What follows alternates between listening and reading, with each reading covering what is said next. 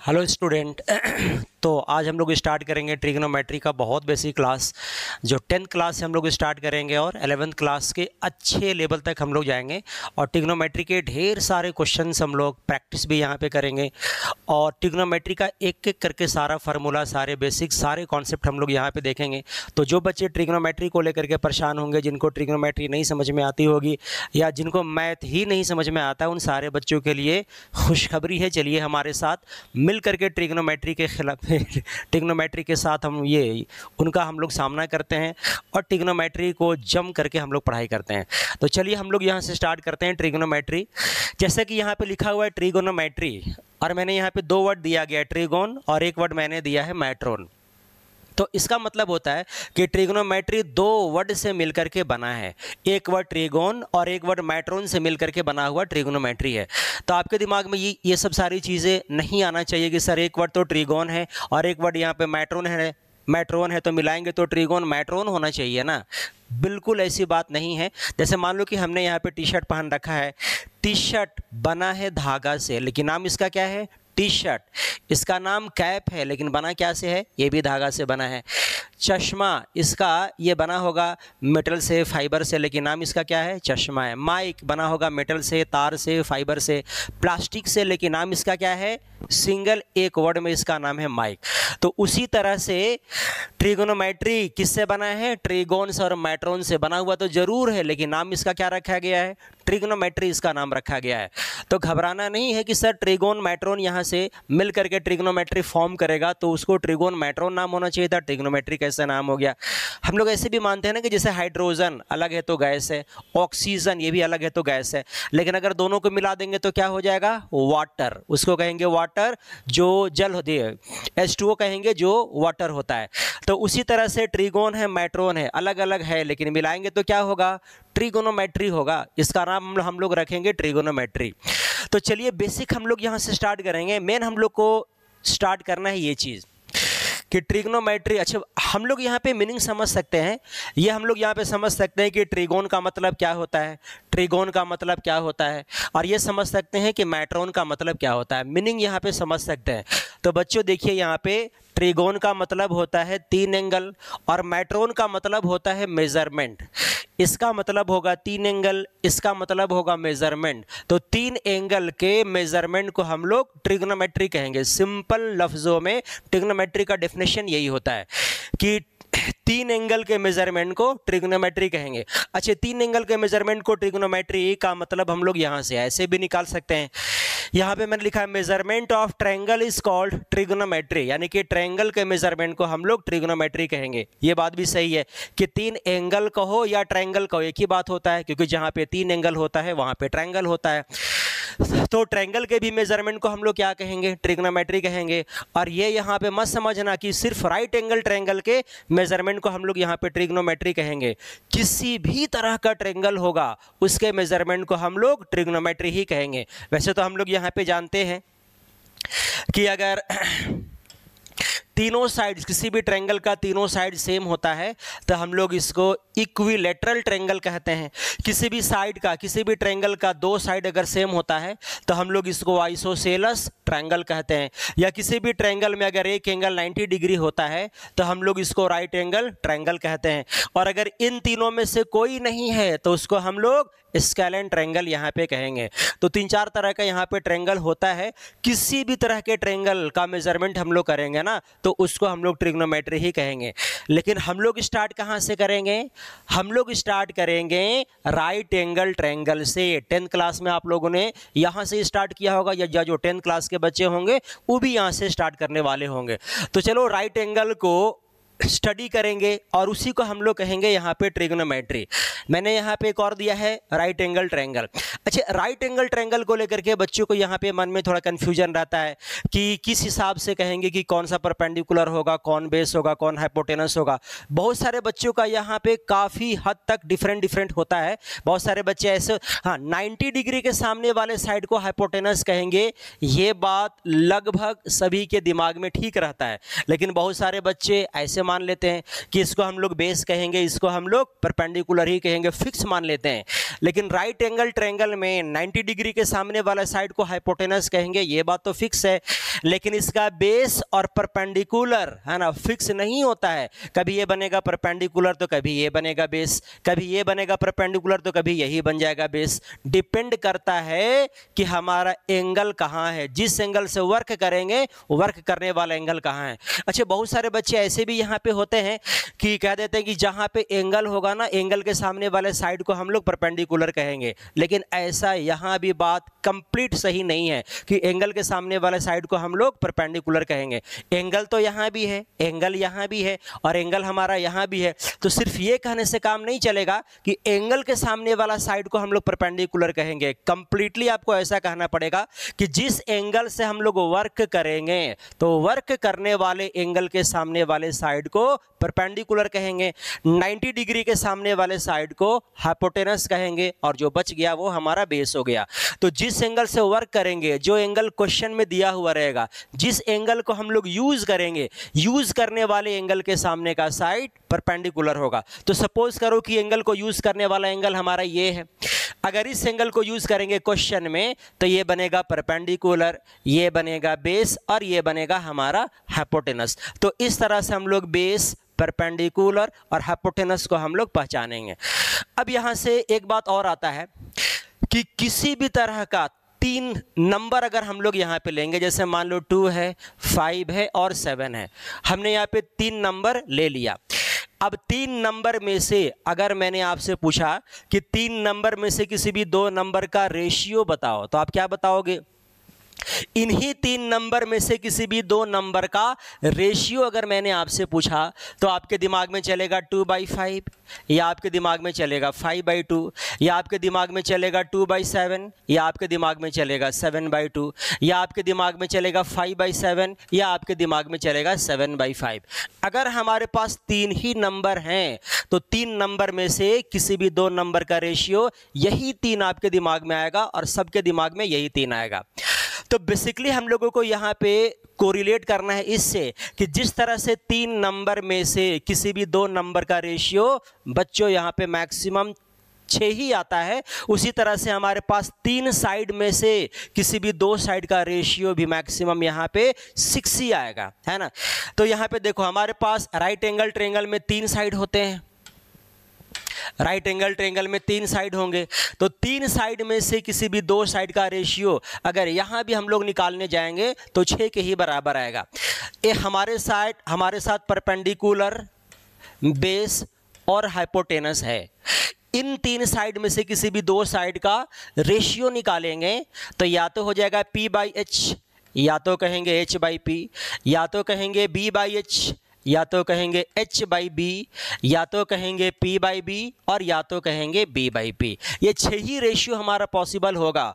अगर 3 साइड है तो 6 ही रेशियो पॉसिबल है इन्हीं 3 साइड में से किसी भी 2 साइड का रेशियो अगर हम लोग निकालना चाहेंगे तो। अब यहाँ पे बात को सुनना ये है कि इन 6 रेशियो का पहचान अलग है और इन 6 रेशियो को मिला करके एक नाम रखा गया है। जैसे कि इंसान के अंदर 2 कैटेगरी होता है ना, एक कॉमन नेम होता है गर्ल्स, एक कॉमन नेम होता है बॉयज़। तो बिल्कुल उसी तरह से ये भी एक तरह का 6/7 अगर मैंने कह दिया तो ये भी एक तरह का रेशियो है, 8/2 अगर मैंने कह दिया तो ये भी एक तरह का रेशियो है, और ये भी एक तरह का रेशियो ही है, लेकिन इस रेशियो का नाम कॉमन नेम अलग रखा गया और बोला गया इन 6 रेशियो को मिला करके नाम रखा गया और 6 रेशियो को एक साथ मिला करके बोला गया ट्रिगोनोमेट्रिक रेशियो। ट्रिगोनोमेट्रिक रेशियो बोला गया, है ना। इन 6 रेशियो को हम लोग क्या बोलेंगे? ट्रिगोनोमेट्रिक रेशियो कहेंगे। तो 6 रेशियो को ट्रिग्नोमेट्रिक रेशियो तो हम लोग यहाँ पे कहेंगे, लेकिन इसके बावजूद भी सबका अपना अपना पहचान अलग है। पहले तो इन 6 का पहचान ट्रिग्नोमेट्रिक रेशियो से होता है, लेकिन इनके बावजूद भी इनके अंदर सबका अपना अपना पर्सनल नेम यहाँ पे है। तो बोला गया, ऐसा यहाँ पे बोला गया कि साइन थीटा का पहचान बताया, p/h का पहचान बताया गया साइन थीटा से, h/p का पहचान बताया गया कॉसेक थीटा से, उसी तरह से b/h का पहचान बताया गया कॉस थीटा से, उसी तरह से h/b का पहचान बताया गया सेक थीटा से, p/b का पहचान बताया गया टैन थीटा से, और b/p का पहचान बताया गया कॉट थीटा से। तो सबसे पहले 6 हमारे पास रेशियो आया और इन 6 रेशियो को मिला करके एक नाम रखा गया ट्रिग्नोमेट्रिक रेशियो। फिर इसके बाद सबका अपना अपना पर्सनल नेम रखा गया। ये बस इनकी पहचान है, ज़्यादा दिमाग हम लोगों को यहाँ पे नहीं लगाना है ना। तो अब चलो एक एक करके अब हम लोग यहाँ से ट्रिग्नोमेट्री का डेवलपमेंट देखेंगे, ट्रिग्नोमेट्री का फार्मूला देखेंगे, ट्रिग्नोमेट्री कहाँ से आया, ट्रिग्नोमेट्री का फार्मूला कैसे फॉर्म होगा, ट्रिग्नोमेट्री को क्वेश्चन में कैसे यूज़ करेंगे, और ट्रिग्नोमेट्री की क्वेश्चन प्रैक्टिस कैसे करेंगे। फिर आप लोग भी बना करके देखना ट्रिग्नोमेट्री कितना मज़ेदार चैप्टर है। अगर ये सब सारे कॉन्सेप्ट अगर आपको समझ में आएगा ना तो जा करके आपको पता चलेगा। तो चलिए यहाँ से हम लोग स्टार्ट करेंगे ट्रिग्नोमेट्री की कॉन्सेप्ट, और स्टार्ट करेंगे हम लोग फार्मूला से, ट्रिग्नोमेट्री के फार्मूला से। तो यहाँ पे एक चीज़ कहना ये है कि किसी भी चीज़ का फार्मूला या किसी भी चैप्टर का डेवलपमेंट डिपेंडेंट होता है उसके पिछले या आसपास वाले चैप्टर से। या किसी भी चीज़ का ग्रो करना है डेवलपमेंट, ये जैसे कि हमारा कोचिंग है, अगर हमारा कोचिंग को भी ग्रो करना है तो जब तक यहाँ के एम्प्लॉय, जब तक यहाँ के टीचर, जब तक यहाँ के मैनेजमेंट सपोर्ट नहीं करेगा तो कोचिंग भी हमारा सक्सेस नहीं करेगा। उसी तरह से अगर कोई अगर बिजनेस को सक्सेस करना है तो वहाँ का एम्प्लॉय, वहाँ का मैनेजमेंट अगर अच्छे से वर्क नहीं करेगा तो बिजनेस भी सक्सेस नहीं करेगा। स्टूडेंट अगर आपको सक्सेसफुल अगर होना है तो जब तक कि आपका स्कूल, आपका टीचर और आपके माँ बाप सपोर्ट नहीं करेंगे तो आप भी सक्सेस नहीं कर पाओगे। तो उसी तरह से किसी भी चीज़ का डेवलपमेंट के लिए किसी का सपोर्ट होना जरूरी है। उसी तरह से ट्रिग्नोमेट्री का भी सपोर्ट मिला तब जाकर के ट्रिग्नोमेट्री भी डेवलप किया। कहा जाता है कि ट्रिग्नोमेट्री के सक्सेस में अलजेब्रा का सबसे ज़्यादा सपोर्ट रहा है। जैसे कि हम लोग यहाँ पे जानते हैं ना कि p/q रेशियो हम लोग लिख सकते हैं 1/q/p, ऐसा लिख सकते हैं। क्यों लिख सकते हैं? क्योंकि यहाँ से p पलटी मार करके ऊपर जाएगा तो क्या बनेगा? p/q बनेगा। हम लोग यहाँ पे इनटू में कन्वर्ट करेंगे तो p रहेगा ऊपर, q रहेगा नीचे। फिर यहाँ पे मल्टीप्लाई करेंगे तो p/ यहाँ पे q हो जाएगा। देखो जैसा था वैसा यहाँ पे आ जाएगा। अगर मान लो कि यहाँ पे 6/7 है तो इस रेशियो को 1/7/6 हम लोग लिख सकते हैं, क्योंकि ये पलटी मार करके वापस ऊपर जाएगा तो 6/7 हो जाएगा। पलटी मारेगा तो 6 जाएगा ऊपर, 7 रहेगा नीचे, 1 से मल्टीप्लाई करेंगे तो 6/7 हो जाएगा। अगर हमारे पास 8/9 है तो इस 8/9 को 1/9/8 हम लोग लिख सकते हैं, क्योंकि ये पलटी मार करके ऊपर जाएगा तो 8/9 यहाँ पे बनेगा। तो किसी भी रेशियो को हम लोग ऐसा लिख सकते हैं। और ये कॉन्सेप्ट किसका? अलजेब्रा का कॉन्सेप्ट है। अब यही अलजेब्रा का कॉन्सेप्ट देखो ट्रिग्नोमेट्री को कितने अच्छे ढंग से सपोर्ट करके ट्रिग्नोमेट्री का फार्मूला, ट्रिग्नोमेट्री की थ्योरी बनाएगा। हम लोग यहाँ पे जानते हैं ना कि साइन थीटा, हम लोग यहाँ पे जानते हैं sine theta perpendicular by hypotenuse होता है। ध्यान से यहाँ पे देखना, तो ये बनेगा sine theta equal to p/h। अब इस p/h रेशियो को 1/h/p हम लोग लिख सकते हैं, क्योंकि ये पलटी मार करके ऊपर जाएगा तो क्या बनेगा? p/h यहाँ पे बनेगा। अब ध्यान से यहाँ पे देखना, तो इसी तरह से यहाँ पे हम लोग कहेंगे साइन थीटा इक्वल टू, जरा ध्यान से देखो तो h/p रेशियो, h/p रेशियो को हम लोग कहेंगे h/p, b यहाँ पे नहीं रहेगा, h/p रहेगा। तो h/p रेशियो को हम लोग कहेंगे कॉसेक थीटा। तो यहाँ पे हमारा h/p है। अब h/p रेशियो को हम लोग यहाँ पे कॉसेक थीटा कहेंगे। तो जाकर के यहाँ से ट्रिग्नोमेट्री का एक फॉर्मूला बनेगा, क्या? Sine theta equal to cosec theta. इतना आसान ट्रिग्नोमेट्री है। अलजेब्रा का हल्का फुल्का का अगर आपके पास नॉलेज है तो ट्रिग्नोमेट्री के कॉन्सेप्ट समझना एकदम बाएं हाथ का खेल है और आसानी से ट्रिग्नोमेट्री आपको समझ में आ जाएगी। बस खाली फोकस होकर के आप लोगों को क्लास करना है बस। देखो अलजेब्रा की ही कॉन्सेप्ट है ना कि क्रॉस मल्टीप्लाई करेंगे, अलजेब्रा की ही कॉन्सेप्ट है। तो अगर हम लोग यहाँ पे क्रॉस मल्टीप्लाई करते हैं तो साइन थीटा मल्टीप्लाई होगा कॉसेक थीटा से। तो यहाँ पे हम लोग लिखेंगे साइन थीटा, यहाँ पे लिखेंगे sign theta into cosec theta को मल्टीप्लाई करेंगे तो कितना आएगा, 1 के बराबर आ जाएगा। तो अलजेब्रा के एक और हेल्प से देखो ट्रिग्नोमेट्री का एक और फार्मूला बन गया जो आप लोग को याद करना होता है। उसी तरह से अगर यहाँ से कॉसेक थीटा की वैल्यू निकालना होगा तो कैसे बनाएंगे, साइन को यहाँ से हटाकर कहाँ रखेंगे, डिनोमिनेटर में, तो बनेगा 1/sin थीटा, यानी कि कॉसेक थीटा किसके बराबर होगा, 1/sin थीटा के बराबर होगा। तो ये सारे के सारे कॉन्सेप्ट कहाँ से आएंगे, अलजेब्रा से आ रहे हैं। अलजेब्रा की कॉन्सेप्ट अगर ये सब नहीं रहता तो ट्रिग्नोमेट्री का फार्मूला भी ये सब नहीं आता। इसलिए क्लास अगर देखोगे मिला करके हर एक कॉन्सेप्ट अगर अगल बगल वाला शार्प रखोगे तो जो चैप्टर आपको पढ़ना है ना वहाँ पे आपको अच्छा वाला सपोर्ट मिलेगा। अब चलो हम लोग आगे आते हैं। ये तो साइन से फार्मूला हम लोगों को बन गया, 3 फार्मूला, एक यहाँ बना, एक यहाँ बना और एक यहाँ बना, 3 यहाँ पे फार्मूला बन गया। अब हम लोग यहाँ से बनाएंगे कॉस से फार्मूला, वहाँ भी फार्मूला बनेगा। तो हम लोग अगर यहाँ पे लेंगे कॉस थीटा, हम लोग जानते हैं कि कॉस थीटा b/h होता है, तो चलो यहाँ पे कर देते हैं b/h। अब इस b/h रेशियो को लिखेंगे 1/h/b, ऐसे लिखेंगे। ऐसे ही लिखने में कोई दिक्कत नहीं है, पलटी मार करके ऊपर जाएगा तो b/h हमारा जैसा था वैसा हो जाएगा। अब ध्यान से देखना, अब इस h/b रेशियो को हम लोग लिखेंगे सेक थीटा, तो इसके जगह पे यहाँ पे लिख दो सेक थीटा, तो पता चला कॉस थीटा 1/सेक थीटा के बराबर होता है। तो ये सब ट्रिग्नोमेट्री का फार्मूला आपने या तो याद कर लिया होगा या तो रट्टा मार लिया होगा और या तो आप लोगों को याद नहीं हो पा रहा होगा। तो फार्मूला को समझ करके याद करोगे, याद करना एकदम डिफिकल्ट नहीं रहेगा आपके लिए। फिर यहाँ पे हम लोग क्या करेंगे, क्रॉस मल्टीप्लाई करेंगे। इसको इससे मल्टीप्लाई करेंगे तो बनेगा साइन थीटा इंटू बनेगा कॉसेक थीटा का वैल्यू हम लोग यहाँ पे 1 लिखेंगे। इसको इससे मल्टीप्लाई करेंगे तो ये मिलेगा, इसको इससे मल्टीप्लाई करेंगे तो 1 आएगा। फिर अगर यहाँ से ही हम लोगों को निकालना होगा कॉसेक थीटा, तो कॉसेक थीटा का वैल्यू निकलेगा 1/sin थीटा, ये वाला इंटू उधर जाएगा तो डिवीजन में आएगा, तो लिखेंगे 1/sin थीटा। तो कॉसेक थीटा किसके बराबर होगा बच्चों, तो 1/sin थीटा के बराबर होगा। ये देखो कितना आसानी से फार्मूला आ रहा है। तो ये साइन से 3 फार्मूला आ गया, एक साइन, एक कॉस से 3 फार्मूला आ गया, एक cos theta equal to 1/sin theta, या sine theta into cosec theta का वैल्यू 1, या कॉसेक थीटा इक्वल टू 1/sin थीटा के बराबर आ गया। अब चलो अगला आते हैं tan थीटा से। अगर मैं यहाँ पे tan थीटा लूँ तो tan theta equal to p/b होता है, और इस p/b रेशियो को अलजेब्रा का सपोर्ट से 1/b/p हम लोग लिखेंगे, क्योंकि ये पलटी मारेगा तो वापस क्या बनेगा, b/p हमारा यहाँ पे बनेगा पलटी मारेगा तो। अब जरा ध्यान से देखना, फिर इस b/p रेशियो को लिखेंगे हम लोग कॉट थीटा, तो यहाँ पे बना tan थीटा का वैल्यू कितना बनेगा, 1/कॉट थीटा हम लोगों का बनेगा। देखो कितना आसानी से फार्मूला आ रहा है।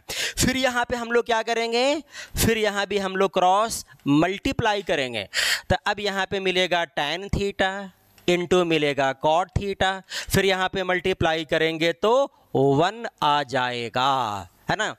तो चाहे कितना भी बेस खराब वाला बच्चा होगा, कितना भी कमज़ोर बच्चा होगा, इस तरह से ट्रिग्नोमेट्री को समझोगे इतना आसान करके, तो ट्रिग्नोमेट्री आसान भी लगेगा और क्वेश्चन भी बनेगा, रिजल्ट भी आपका अच्छा आएगा। फिर इसी तरह से देखो, अगर कॉट थीटा की वैल्यू यहाँ से निकालना होगा तब क्या करेंगे हम लोग, इसको यहाँ से हटाएंगे, क्या बनेगा, 1/tan थीटा बनेगा। तो कॉट थीटा किसके बराबर हो जाएगा बच्चों, 1/कॉट थीटा के बराबर हो जाएगा। तो इस तरह से tan से 3 फार्मूला आया, एक tan theta equal to cot theta, एक tan theta into cot theta का वैल्यू 1, और एक आ गया cot theta equal to 1/tan theta के बराबर। अब जरा एक और रेशियो के बारे में हम लोग यहाँ पे समझेंगे। एक और यहाँ पे होता है रेशियो, क्या होता है कि अगर कोई भी रेशियो p/q के फॉर्म में है, बात को एकदम अच्छे से समझना, अगर ये समझ में आ गया तो अगला कॉन्सेप्ट आपको समझ में आएगा कि अगर कोई भी रेशियो p/q के फॉर्म में है तो इस रेशियो का न्यूमरेटर और डिनोमिनेटर को सेम नंबर से डिवाइड कर सकते हैं। यानी कि न्यूमरेटर को अगर n से डिवाइड करेंगे तो डिनोमिनेटर को भी n से ही डिवाइड करना पड़ेगा। ऐसा काम करने से रेशियो में कोई चेंजिंग नहीं आती है। जैसे मान लो ये कि अगर इसको सिंप्लीफाई करेंगे तो p बाई एन, और यहाँ पे अगर पलटी मारेगा तो n रहेगा ऊपर, q रहेगा नीचे। फिर अगर यहाँ पे कैंसिल करेंगे तो वापस हमारा जैसा p बाई क्यू था वैसा ही आ जाएगा। अगर हमारे पास 6/7 है और इस 6 को अगर 2 से डिवाइड करूंगा तो नीचे 7 को भी 2 से डिवाइड करना पड़ेगा, क्योंकि 2 से 2 हमारा यहाँ पे जब कैंसिल होगा तो 6/7 जैसा था वैसा हमारा रह जाएगा।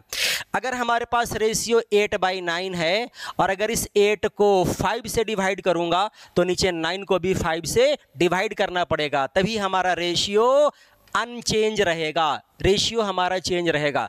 तो किसी भी रेशियो का न्यूमरेटर और डिनोमिनेटर में हम लोग सेम नंबर से कभी भी हम लोग डिवाइड कर सकते हैं।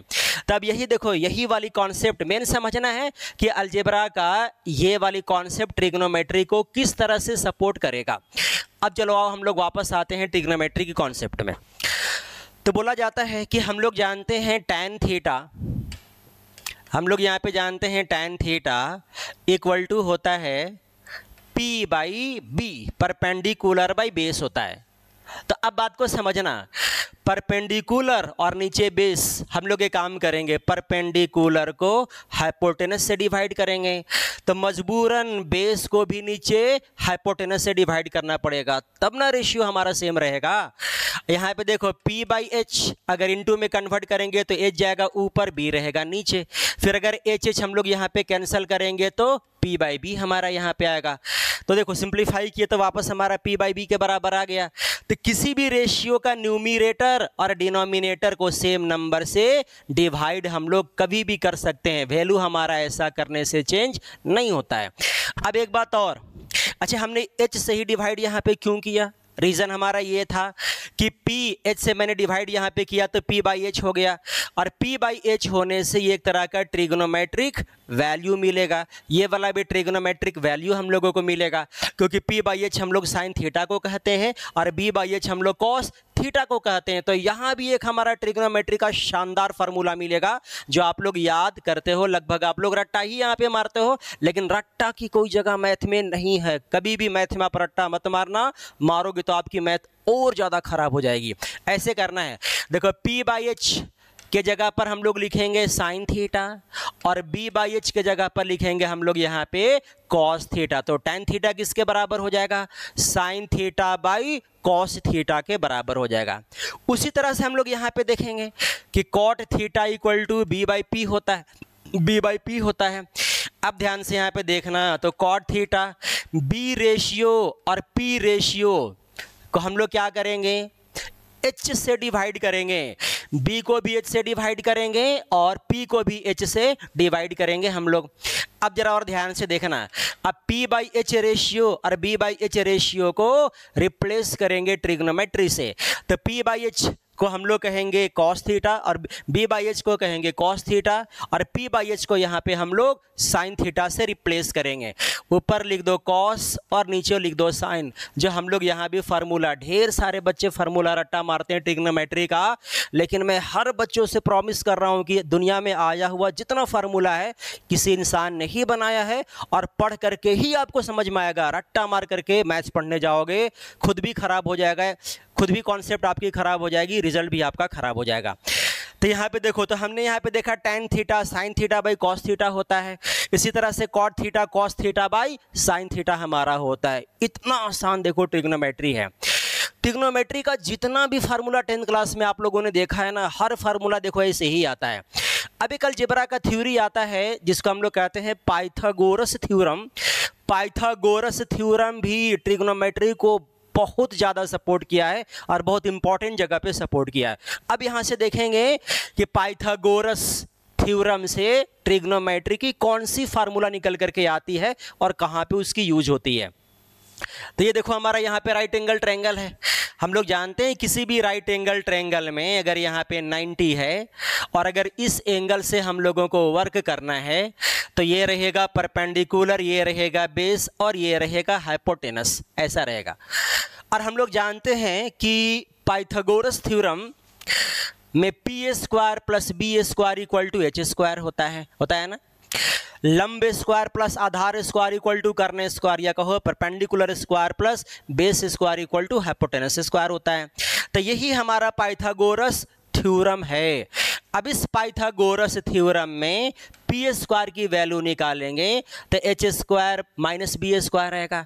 यहाँ से अगर बी स्क्वायर की वैल्यू निकालेंगे तो इसको भेजना होगा उधर, तो H square minus P square हो जाएगा।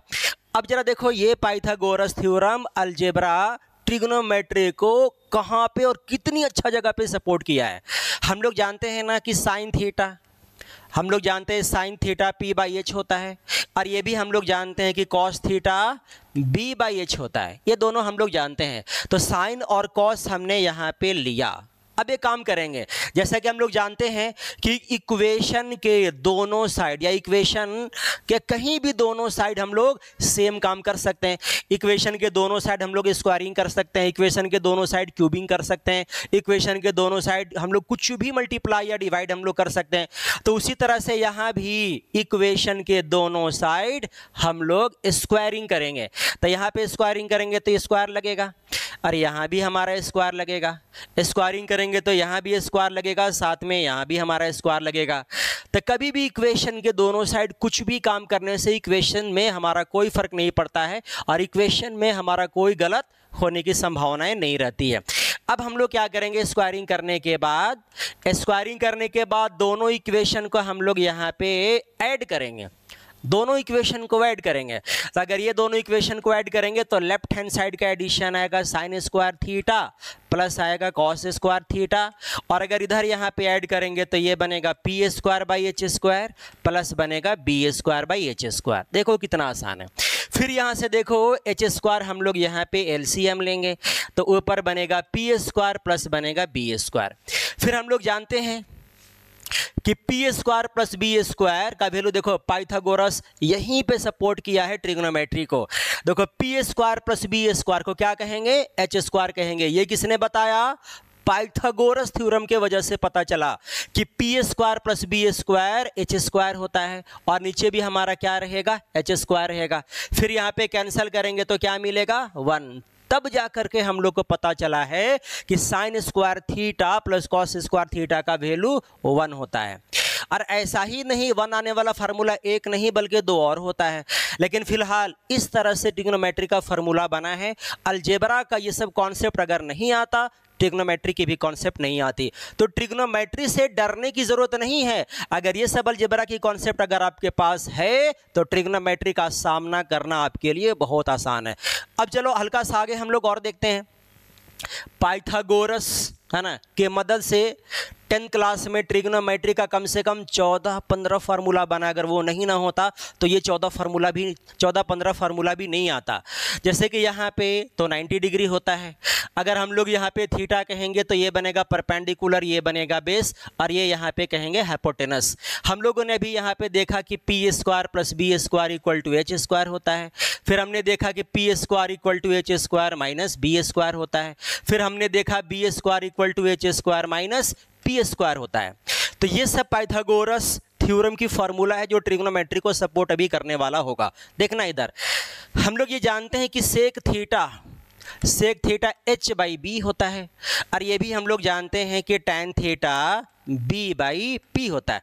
Tan theta sec theta H by, ये गलत हो गया थोड़ा सा, टैन थीटा का वैल्यू पी बाई बी होता है। अब यहाँ पे देखो इससे हम लोग कौन सा और कैसे फार्मूला बनाएंगे, ध्यान से देखना। अगर इक्वेशन के दोनों साइड स्क्वायरिंग करेंगे तो ये बनेगा सेक स्क्वायर थीटा, और ये बनेगा H square by B square.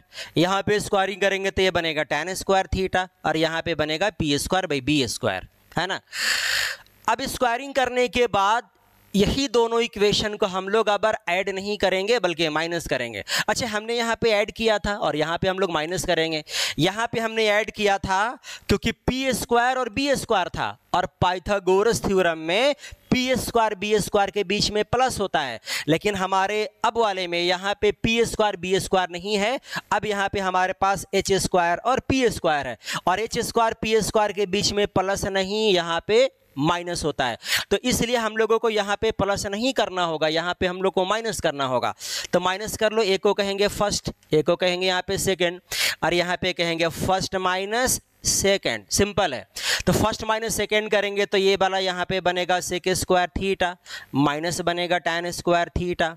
फिर यहाँ पे हम लोग माइनस करेंगे तो ये बनेगा H square by B square, minus बनेगा P square by B square. देखो कितना सिंपल है। अब यहाँ से हम लोग बी स्क्वायर एलसीएम लेंगे, सिंपल। जैसे ही एलसीएम लेंगे ऊपर बनेगा H square minus P square. देखो कितना आसान है। अब H square minus P square को H square minus P square को रिप्लेस करेंगे बी स्क्वायर से, तो ऊपर यहाँ पे वैल्यू रखेंगे इसके जगह पर बी स्क्वायर, नीचे भी रहेगा बी स्क्वायर, कैंसिल करेंगे तो क्या आएगा 1 यहाँ पे आ जाएगा। तो एकदम ध्यान से देखना है कितना आसानी से अलजेब्रा का सिंपल जोड़ घटा गुना भाग करके ट्रिग्नोमेट्री का देखो कितना आसानी से फार्मूला निकलेगा, और उतने ही आसानी से देखना क्वेश्चन बनेगा। मैं बना करके आपको दिखाऊंगा, घबराना आप लोगों को बिल्कुल नहीं है। तो सारे क्वेश्चन आप लोगों से बनेंगे। तो यहाँ से हम लोगों को पता चला कि sec square theta minus tan square theta का वैल्यू भी 1 के ही बराबर आता है। अब चलो वापस हम लोग आते हैं। अब वापस हम लोग आएंगे एक और फार्मूला में।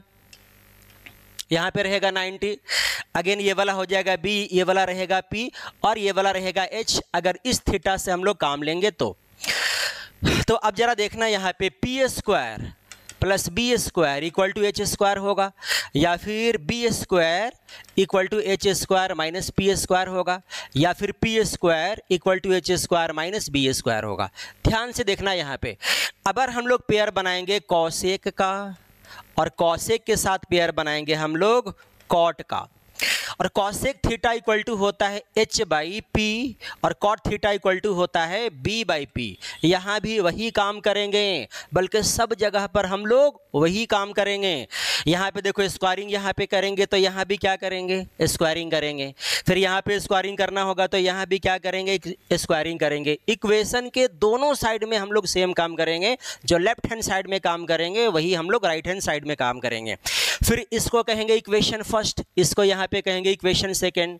फिर यहाँ पे दोनों ही इक्वेशन को हम लोग यहाँ पे माइनस करेंगे, प्लस यहाँ भी नहीं करेंगे क्योंकि एच स्क्वायर और बी स्क्वायर है, और एच स्क्वायर बी स्क्वायर के बीच में यहाँ पे माइनस है, तो माइनस करेंगे तब ना फार्मूला पे बैठेगा आगे। तो अब यहाँ पे देखो ये वाला आएगा कॉसेक स्क्वायर थीटा माइनस यहाँ पे रहेगा कॉट स्क्वायर थीटा। फिर यहाँ पे स्क्वायरिंग करेंगे तो H square by P square, और ये बनेगा B square by P square. बड़ी आसानी से हम लोग यहाँ पे एलसीएम ले लेंगे, पी स्क्वायर तो ऊपर होगा H square minus B square. अब H square minus B square का वैल्यू देखो यहाँ पे क्या लिखेंगे, पी स्क्वायर लिखेंगे, तो ये वाला वैल्यू को लिखेंगे पी स्क्वायर, नीचे भी रहेगा पी स्क्वायर और कैंसिल होकर के वैल्यू हमारा 1 देगा। तो यहाँ से भी ये बात पता चला कि cosec square theta minus cot square theta का वैल्यू 1 होता है। तो 1 आने वाला वैल्यू सिर्फ 1 पे नहीं होता है, 3 पे होता है। Sine square theta plus cosec square theta का वैल्यू 1 होता है, या sec square theta minus cot sec square theta minus tan square theta का वैल्यू 1 होता है, या cosec square theta minus cot square theta की वैल्यू 1 होता है। तो वैल्यू 1 सिर्फ 1 का नहीं आता है, 3 का। एक तो sine square theta plus cos square theta का वैल्यू 1 होता है, और एक तो यहाँ पे sec square theta minus tan square theta का वैल्यू 1 होता है, और एक यहाँ से cosec square theta minus cot square theta का वैल्यू 1 ही आता है। तो घबराना ट्रिग्नोमेट्री से लेकर के बिल्कुल नहीं है, और ये मत सोचना कि सर खाली यहाँ पे फार्मूला बना रहे हैं, डेरिवेशन कर रहे हैं। क्वेश्चन हम लोगों से सर नहीं बनता है, क्वेश्चन खाली बताइए। क्वेश्चन पे भी आएंगे बेटा, और क्वेश्चन भी आप लोगों को बना करके दिखाएंगे। एक एक क्वेश्चन भी ऐसा ही आसान लगेगा जितना आसान आप लोगों को फार्मूला समझने में लग रहा है, बल्कि उससे भी आसान आपको क्वेश्चन बनाने में लगेगा। तो जरा सा भी आप लोगों को डिमोलाइज होने की जरूरत नहीं है, कॉन्फिडेंस बना करके रखना। क्वेश्चन पे भी हम लोग वापस आएंगे, क्वेश्चन भी वैसे ही बनेगा डेफिनेटली। तो ये तो हो गया 3 इंपॉर्टेंट फार्मूला। अच्छा, यहाँ से देखो फार्मूला का ब्रांच भी यहाँ से आता है। क्या फार्मूला के ब्रांच होते हैं? जैसे हम लोग यहाँ पे जान गए ना कि sign square theta plus cos square theta का वैल्यू 1 होता है, तो यहाँ से फार्मूला का ब्रांच निकलेगा साइन स्क्वायर थीटा, इसको भेजेंगे उधर तो क्या मिलेगा 1 माइनस कॉस स्क्वायर थीटा।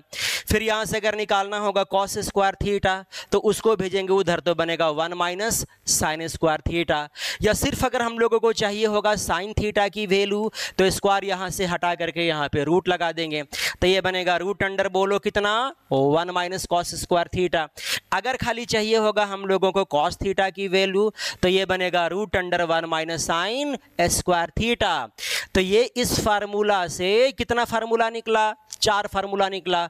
उसी तरह से बाकी और दोनों से 4 फार्मूला निकलेगा। तो ये ब्रांच फार्मूला हमारा 4, एक और का 4, एक और का 4, तो ब्रांच फार्मूला कितना बनेगा 12। तो खाली हम लोगों को ब्रांच फार्मूला बन जाएगा। तो अब यहाँ पे देखना, हम लोग जानते हैं ना कि sec square theta minus tan square theta का वैल्यू 1 हो जाता है। अगर खाली यहाँ से सेक स्क्वायर थीटा का वैल्यू चाहिए तो इसको हटा करके करेंगे उधर, तो ये बनेगा 1 प्लस टैन स्क्वायर थीटा। या सिर्फ अगर हम लोगों को टैन स्क्वायर थीटा की वैल्यू चाहिए तो इसको ले जाएंगे उधर, उधर ले जाएंगे तो बनेगा tan square theta. Left hand side में बनेगा सेक स्क्वायर थीटा, इसको लाएंगे इधर तो बनेगा -1, यानी कि टैन स्क्वायर थीटा का वैल्यू क्या बनेगा सेक स्क्वायर थीटा -1। और अगर यहाँ से स्क्वायर को हटाना होगा तो स्क्वायर को हटा करके यहाँ पे रूट लगाना होगा, बड़ा सिंपल है। और यहाँ से अगर स्क्वायर को हटाना होगा टैन से, तो टैन से यहाँ से स्क्वायर को हटा करके यहाँ पे रूट लगाएंगे तो रूट अंडर बनेगा सेक स्क्वायर थीटा -1। तो देखो यहाँ से भी 4 फार्मूला आया। एक और फार्मूला जिसका वैल्यू 1 आता है वहाँ से भी 4 फार्मूला आएगा। तो ब्रांच फार्मूला यहाँ पे कितना हो जाएगा 4, और 3 मेन फार्मूला कितना बना 15 फार्मूला यहाँ से बनेगा। और ये 15वां फार्मूला किस पे बना, पाइथागोरस थ्योरम के वजह से बना। अगर नहीं ना होता तो ये सभी फार्मूला नहीं बनता। इसलिए अब मैथ में आप लोगों को टेंशन लेने की ज़रूरत नहीं है।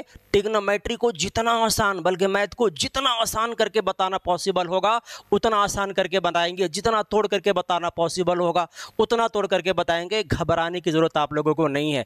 जिन बच्चों को आज तक मैथ कहीं भी नहीं समझ में आया था, डेफिनेटली इस वाले प्लेटफॉर्म पे मैथ्स आपको डेफिनेटली आपको समझ में आएगा। अब चलो आगे हम लोग आते हैं। बहुत सारे बच्चे ना इस वाले फार्मूला का तो एकदम रट्टा ही मार लेते हैं, और ये वाला फार्मूला सिर्फ रट्टा मारने की बेसिस पे क्वेश्चन बनाते हैं। कभी क्वेश्चन बनता है, कभी क्वेश्चन उनसे नहीं बनता है। बात को समझना, यहाँ पे 90 डिग्री है, इस वाले एंगल को थीटा कह देंगे, तो ये बनेगा परपेंडिकुलर, ये बनेगा बेस और ये बनेगा हाइपोटेनस। चलो मैं इसको कह देता हूँ परपेंडिकुलर, ये बनेगा बेस और ये बनेगा हाइपोटेनस। हम लोग ये काम करेंगे PBH अबर नाम हम लोग यहाँ पे नहीं देंगे। अबर इसको हम लोग इसको कह देते हैं x, इसको कह देते हैं y और इसको हम लोग यहाँ पे कह देते हैं z। ध्यान से देखना, हमने आपसे क्या बताया था कि वर्क करने वाले एंगल के सामने वाले साइड को परपेंडिकुलर कहेंगे, 90 डिग्री के सामने वाले साइड को हाइपोटेनस कहेंगे, और जो बच गया उसको हम लोग बेस कहेंगे। सिंपल है एकदम। तो अब जरा बताना, इसको मैंने कहा 90, इसको मैंने कहा थीटा, चलो मैं इसको कह देता हूँ फाई। जिन बच्चों को फाई आज तक नहीं दिखा होगा या नहीं सुने होंगे, फाई से आप लोगों को टेंशन लेने की ज़रूरत नहीं है। यहाँ पे फाई भी कह सकते हो, जेड भी कह सकते हो, 1 भी कह सकते हो, 2 भी कह सकते हो, जो समझ में आया वो एंगल का नाम आप यहाँ पे दे सकते हो। एंगल का यहाँ पे नाम ही देना है, फाई से कोई लेना देना एंगल को नहीं है। फाई सिर्फ मैंने इस एंगल को इंडिकेट करने के लिए मैंने लिया है बस। अब ध्यान से देखना, तो मैंने इस एंगल को थीटा कहा, इसको मैंने फाई कहा, इसको मैंने यहाँ पे 90 कहा। ध्यान से देखना, तो ये थीटा और ये फाई को ऐड करेंगे तो 90 मिलेगा ना, क्योंकि राइट एंगल ट्रायंगल में ये वाला खेला 90 डिग्री है, तो इन लोग दोनों को ऐड करेंगे तभी ना 90 आएगा। इन लोग दोनों का एडिशन 90 और ये वाला 90 मिल करके 180 आएगा, जो तीनों एंगल का एडिशन होता है किसी भी ट्रायंगल के लिए। तो ये थीटा और फाई दोनों को ऐड करेंगे तो क्या मिलेगा 90 हम लोगों को मिलेगा। अब जरा यहीं से बताना कि फाई का वैल्यू क्या बनेगा 90 डिग्री माइनस थीटा बनेगा फाई का वैल्यू। तो ध्यान से यहाँ पे देखना, जहाँ पे फाई कहना होगा वहाँ पे 90 माइनस थीटा हम लोग कहेंगे, या जहाँ पे थीटा कहना होगा वहाँ पे 90 माइनस फाई भी हम लोग लिख सकते हैं, लेकिन चलो फिलहाल मैंने वहाँ पे वो लिख दिया।